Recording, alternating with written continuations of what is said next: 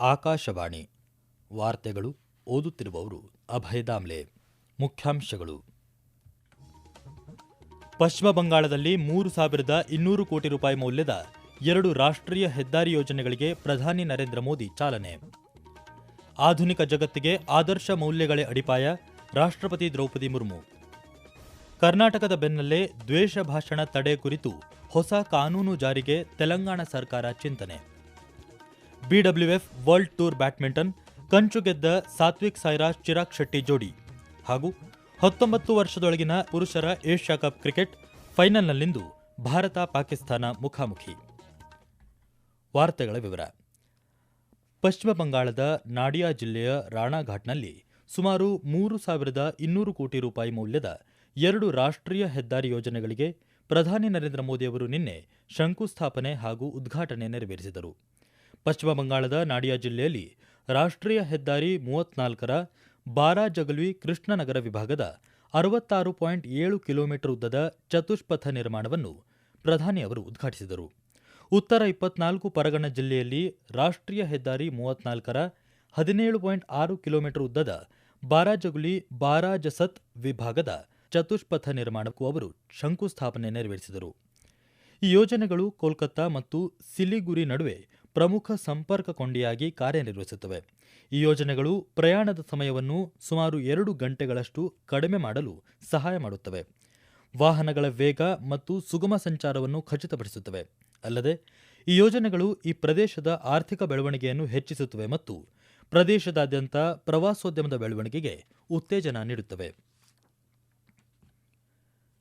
ಪ್ರಧಾನಿ ನರೇಂದ್ರ ಮೋದಿ ಅವರು ಅಸ್ಸಾಂನ ನಮ್ರಪ್ನಲ್ಲಿಂದು 12,000 ಕೋಟಿ ರೂಪಾಯಿ ವೆಚ್ಚದ ಅಮೋನಿಯಾ ಯೂರಿಯಾ ರಸಗೊಬ್ಬರ ಯೋಜನೆಯ ಭೂಮಿ ಪೂಜೆಯನ್ನು ನೆರವೇರಿಸಲಿದ್ದಾರೆ.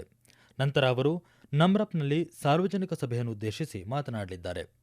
2 ದಿನಗಳ ಅಸ್ಸಾಂ ಭೇಟಿಯ ಭಾಗವಾಗಿ ಪ್ರಧಾನಿ ಬ್ರಹ್ಮಪುತ್ರ ನದಿಯಲ್ಲಿ ಕ್ರೂಸ್ ಹಡಗಿನಲ್ಲಿ ಪ್ರಯಾಣಿಸಲಿದ್ದು, ಈ ವೇಳೆ ಪರೀಕ್ಷಾ ಪೇ ಚರ್ಚಾ ಕಾರ್ಯಕ್ರಮದಲ್ಲಿ 25 ಶಾಲೆಗಳ ವಿದ್ಯಾರ್ಥಿಗಳೊಂದಿಗೆ ಸಂವಾದ ನಡೆಸಲಿದ್ದಾರೆ. ನಂತರ ಪ್ರಧಾನಿ ಗುವಾಹಟಿಯಲ್ಲಿ ಹೊಸದಾಗಿ ನಿರ್ಮಿಸಲಾದ ಸ್ವಾಹಿದ್ ಸ್ಮಾರಕ ಕ್ಷೇತ್ರಕ್ಕೆ ಭೇಟಿ ನೀಡಲಿದ್ದಾರೆ. ಇದನ್ನು ಅಸ್ಸಾಂ ಚಳವಳಿಯ 860 ಹುತಾತ್ಮರ ಸ್ಮರಣಾರ್ಥ ನಿರ್ಮಿಸಲಾಗಿದೆ. ನಿನ್ನೆ ಪ್ರಧಾನಿಯವರು ಗುವಾಹಟಿಯ ಲೋಕಪ್ರಿಯ ಗೋಪಿನಾಥ್ ಬೋರ್ಡೋಲೋಯ್ ಅಂತಾರಾಷ್ಟ್ರೀಯ ವಿಮಾನ ನಿಲ್ದಾಣದಲ್ಲಿ ಅತ್ಯಾಧುನಿಕ ಹೊಸ ಟರ್ಮಿನಲ್ ಕಟ್ಟಡವನ್ನು ಉದ್ಘಾಟಿಸಿದರು. ಸುಮಾರು 1.4 ಲಕ್ಷ ಚದರ ಮೀಟರ್ಗಳಷ್ಟು ವಿಸ್ತೀರ್ಣದಲ್ಲಿರುವ ಹೊಸ ಟರ್ಮಿನಲ್ ಕಟ್ಟಡವನ್ನು ವಾರ್ಷಿಕವಾಗಿ 1.3 ಕೋಟಿ ಪ್ರಯಾಣಿಕರನ್ನು ನಿರ್ವಹಿಸುವಂತೆ ವಿನ್ಯಾಸಗೊಳಿಸಲಾಗಿದೆ.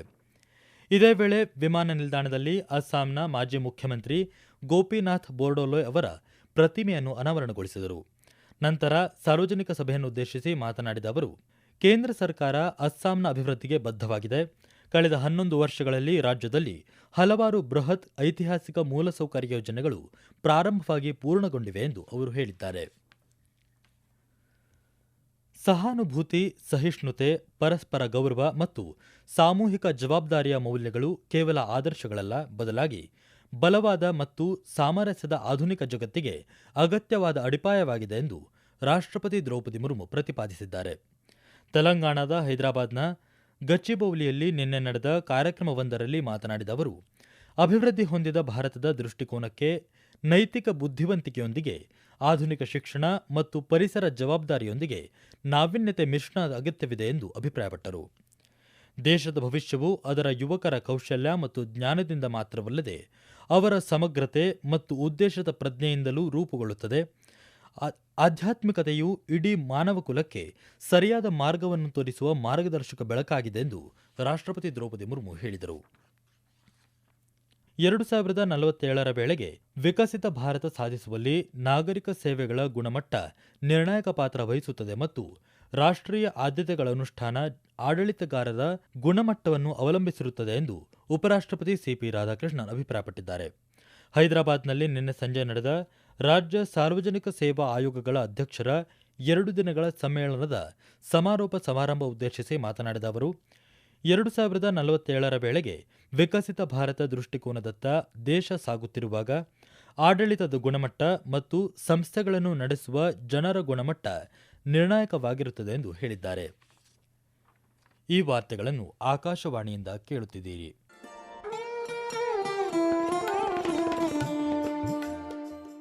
ಆಕಾಶವಾಣಿ ಸುದ್ದಿ ವಿಭಾಗದಿಂದ ಪ್ರದೇಶ ಸಮಾಚಾರವನ್ನು ಪ್ರತಿದಿನ ಬೆಳಿಗ್ಗೆ 7:05, ಮಧ್ಯಾಹ್ನ 12 ಮತ್ತು 2:30 ಹಾಗೂ ಸಂಜೆ 6:40ಕ್ಕೆ.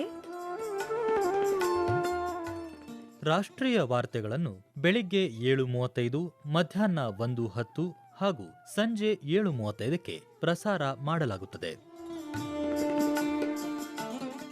ಈ ಎಲ್ಲಾ ವಾರ್ತೆಗಳನ್ನು ನಮ್ಮ ಯೂಟ್ಯೂಬ್ ಖಾತೆ ಆಕಾಶವಾಣಿ ನ್ಯೂಸ್ ಕನ್ನಡ, ಫೇಸ್ಬುಕ್ ಖಾತೆ ಆಕಾಶವಾಣಿ ವಾರ್ತೆ ಕನ್ನಡ ಇದರಲ್ಲಿ ಆಲಿಸಬಹುದು. ನಿಖರ ಮತ್ತು ವಿಶ್ವಾಸಾರ್ಹ ಸುದ್ದಿಗಳಿಗಾಗಿ ಕೇಳಿ ಆಕಾಶವಾಣಿ ವಾರ್ತೆ. ಕರ್ನಾಟಕದ ಬೆನ್ನಲ್ಲೇ ಇದೀಗ ತೆಲಂಗಾಣದಲ್ಲೂ ದ್ವೇಷ ಭಾಷಣ ತಡೆ ಕುರಿತು ಹೊಸ ಕಾನೂನು ಜಾರಿಗೆ ಅಲ್ಲಿನ ಸರ್ಕಾರ ಮುಂದಾಗಿದೆ. ಯಾವುದೇ ಧರ್ಮ ಅಥವಾ ಸಮುದಾಯದ ವಿರುದ್ಧ ದ್ವೇಷ ಭಾಷಣವನ್ನು ತಡೆಯಲು ಹೊಸ ಕಾನೂನನ್ನು ಜಾರಿಗೆ ತರುವುದಾಗಿ ತೆಲಂಗಾಣ ಮುಖ್ಯಮಂತ್ರಿ ರೇವಂತ್ ರೆಡ್ಡಿ ಘೋಷಿಸಿದ್ದಾರೆ. ಇದರಲ್ಲಿ ಗಲಭೆಗೆ ಕಾರಣವಾಗುವ ಪ್ರಚೋದನೆ ಮತ್ತು ಪ್ರಚೋದನೆಯ ಕೃತ್ಯಗಳು ಸೇರಿವೆ. ಬಜೆಟ್ ಅಧಿವೇಶನದ ಸಂದರ್ಭದಲ್ಲಿ ಪ್ರಸ್ತಾವಿತ ಶಾಸನವನ್ನು ರಾಜ್ಯ ವಿಧಾನಸಭೆಯಲ್ಲಿ ಮಂಡಿಸಲಾಗುವುದು ಎಂದು ಅವರು ತಿಳಿಸಿದ್ದಾರೆ. ಹೈದರಾಬಾದ್ನಲ್ಲಿ ನಿನ್ನೆ ಸಂಜೆ ರಾಜ್ಯ ಸರ್ಕಾರ ಆಯೋಜಿಸಿದ್ದ ಕ್ರಿಸ್ಮಸ್ ಆಚರಣೆಯಲ್ಲಿ ಮಾತನಾಡಿದ ಅವರು, ಧಾರ್ಮಿಕ ದ್ವೇಷವನ್ನು ನಿಗ್ರಹಿಸುವತ್ತ ಈ ಕಾಯ್ದೆ ಗಮನ ಹರಿಸುತ್ತದೆ.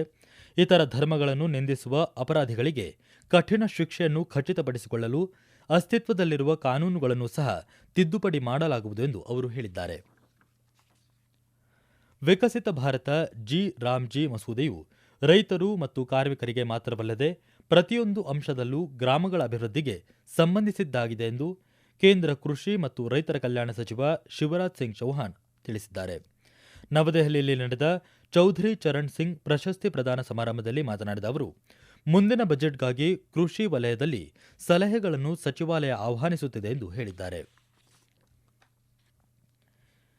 ಚೀನಾದ ಹ್ಯಾಂಗ್ಝೌನಲ್ಲಿ ನಿನ್ನೆ ರಾತ್ರಿ ನಡೆದ BWF world tour badminton finals 2025ರಲ್ಲಿ ಭಾರತದ ಸಾತ್ವಿಕ್ ಸಾಯಿರಾಜ್ ರಾಂಕಿರೆಡ್ಡಿ ಮತ್ತು ಚಿರಾಗ್ ಶೆಟ್ಟಿ ಜೋಡಿ ಕಂಚಿನ ಪದಕ ಗೆದ್ದಿದೆ.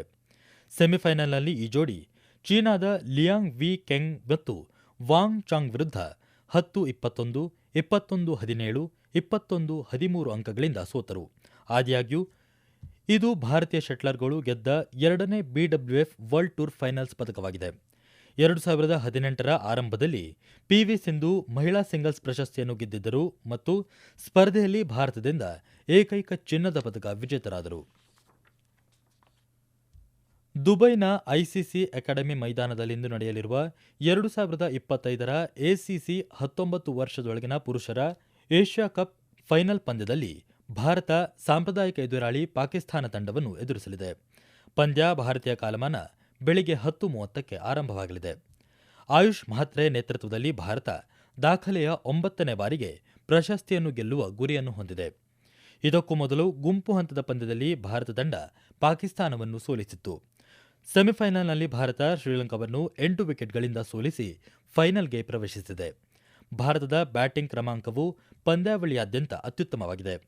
ಅಭಿಜ್ಞಾನ್ ಕುಂದು, ವೈಭವ್ ಸೂರ್ಯವಂಶಿ ಮತ್ತು ಆರನ್ ಜಾರ್ಜ್ ತಂಡಕ್ಕೆ ಹೆಚ್ಚಿನ ರನ್ ಗಳಿಸಿಕೊಟ್ಟಿದ್ದರೆ ದೀಪೇಶ್ ದೇವೇಂದ್ರನ್ ಕೇವಲ 4 ಪಂದ್ಯಗಳಲ್ಲಿ 11 ವಿಕೆಟ್ಗಳೊಂದಿಗೆ ಪಂದ್ಯಾವಳಿಯಲ್ಲಿ ಅತಿ ಹೆಚ್ಚು ವಿಕೆಟ್ ಪಡೆದ ಬೌಲರ್ ಆಗಿದ್ದಾರೆ.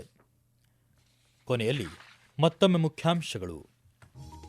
ಪಶ್ಚಿಮ ಬಂಗಾಳದಲ್ಲಿ 3,200 ಕೋಟಿ ರೂಪಾಯಿ ಮೌಲ್ಯದ 2 ರಾಷ್ಟ್ರೀಯ ಹೆದ್ದಾರಿ ಯೋಜನೆಗಳಿಗೆ ಪ್ರಧಾನಿ ನರೇಂದ್ರ ಮೋದಿ ಚಾಲನೆ. ಆಧುನಿಕ ಜಗತ್ತಿಗೆ ಆದರ್ಶ ಮೌಲ್ಯಗಳೇ ಅಡಿಪಾಯ, ರಾಷ್ಟ್ರಪತಿ ದ್ರೌಪದಿ ಮುರ್ಮು. ಕರ್ನಾಟಕದ ಬೆನ್ನಲ್ಲೇ ದ್ವೇಷ ಭಾಷಣ ತಡೆ ಕುರಿತು ಹೊಸ ಕಾನೂನು ಜಾರಿಗೆ ತೆಲಂಗಾಣ ಸರ್ಕಾರ ಚಿಂತನೆ. BWF ವರ್ಲ್ಡ್ ಟೂರ್ ಬ್ಯಾಡ್ಮಿಂಟನ್ ಕಂಚು ಗೆದ್ದ ಸಾತ್ವಿಕ್ ಸಾಯಿರಾಜ್ ಚಿರಾಗ್ ಶೆಟ್ಟಿ ಜೋಡಿ ಹಾಗೂ 19 ವರ್ಷದೊಳಗಿನ ಪುರುಷರ ಏಷ್ಯಾ ಕಪ್ ಕ್ರಿಕೆಟ್ ಫೈನಲ್ನಲ್ಲಿಂದು ಭಾರತ ಪಾಕಿಸ್ತಾನ ಮುಖಾಮುಖಿ. ಇಲ್ಲಿಗೆ ವಾರ್ತಾ ಪ್ರಸಾರ ಮುಕ್ತಾಯವಾಯಿತು. ನಮ್ಮ ಮುಂದಿನ ವಾರ್ತಾ ಪ್ರಸಾರ ಅಪರಾಹ್ನ 12 ಗಂಟೆಗೆ.